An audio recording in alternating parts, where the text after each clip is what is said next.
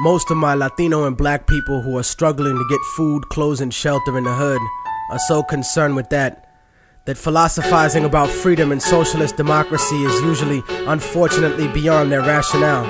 They don't realize that America can't exist without separating them from their identity, because if we had some sense of who we really are, there's no way in hell we'd allow this country to push its genocidal consensus on our homelands. This ignorance exists, but it can be destroyed. Niggas talk about change and working within the system to achieve that. The problem with always being a conformist is that when you try to change the system from within, it's not you who changes the system, it's the system that will eventually change you.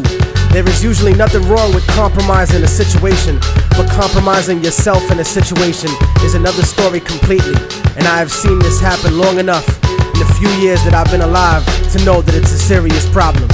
Latino America is a huge colony of countries whose presidents are cowards in the face of economic imperialism. You see, third world countries are rich places, abundant in resources, and many of these countries have the capacity to feed their starving people and the children we always see digging for food and trash on commercials. But plutocracies, in other words, a government run by the rich, such as this one, and traditionally oppressive European states, force the third world into buying overpriced, unnecessary goods while exporting huge portions of their natural resources. I'm quite sure that people will look upon my attitude and sentiments and look for hypocrisy and hatred in my words. But my revolution is born out of love for my people, not hatred for others. You see, most of Latinos are here because of the great inflation that was caused by American companies in Latin America. Aside from that, many are seeking a life away from the puppet democracies that were funded by the United States. Places like El Salvador, Guatemala, Peru, Colombia, Nicaragua, Ecuador, and la República Dominicana. And not just Spanish-speaking countries either, but Haiti and Jamaica as well. As different as we have been taught to look at each other by colonial society, we are in the same struggle. And until we realize that, we'll be fighting for scraps from the table of a system that has kept us subservient instead of being self-determined. And that's why we have no control over when the embargo will stop in Cuba or when the bombs will stop dropping in Vieques. But you see, here in America, the attitude that is fed to us is that outside of America, there live lesser people. Fuck them, let them fend for themselves. No, fuck you. They are you. No matter how much you want to dye your hair blonde and put fake eyes in, or follow an anorexic standard of beauty, or no matter how many diamonds you buy from people who exploit your own brutally to get them, no matter what kind of car you drive, or what kind of fancy clothes you put on, you will never be them. They're always gonna look at you as nothing but a little monkey.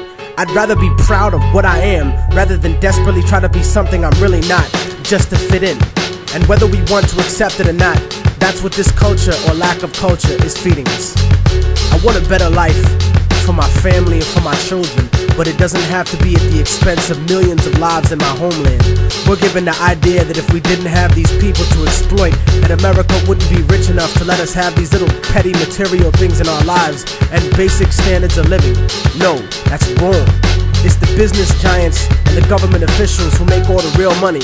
We have whatever they kick down to us. My enemy is not the average white man. It's not the kid down the block or the kids I see on the street. My enemy is the white man I don't see. The people in the White House, the corporate monopoly owners, fake liberal politicians, those are my enemies. The generals of the armies that are mostly conservative, those are the real motherfuckers that I need to bring it to. Not the poor, broke, country-ass soldier that's too stupid to know shit about the way things are set up. In fact, I have more in common with most working and middle-class white people than I do with most rich black and Latino people. As much as racism bleeds America, we need to understand that classism is the real issue. Many of us are in the same boat, and it's sinking, while these bougie motherfuckers ride on the luxury liner. And as long as we keep fighting over kicking people out of the little boat we're all in, we're gonna miss an opportunity to gain a better standard of living as a whole. In other words, I don't want to escape the plantation. I want to come back, free all my people, hang the motherfucker that kept me there, and burn the house to the goddamn ground. I want to take over the encomienda and give it back to the people who work the land. You cannot change the past, but you can make the future. And anyone who tells you different is a fucking lethargic devil. I don't look at a few token Latinos and black people in the public eye as some type of achievement for my people as a whole.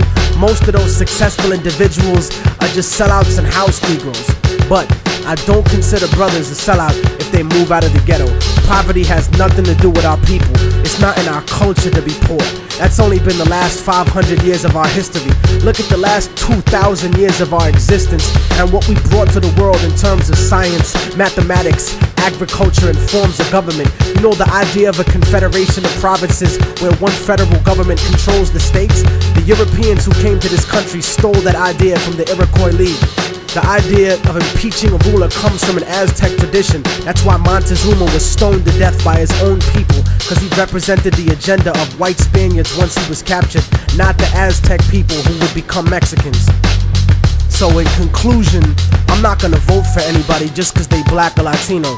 They have to truly represent the community and represent what's good for all of us proletariat.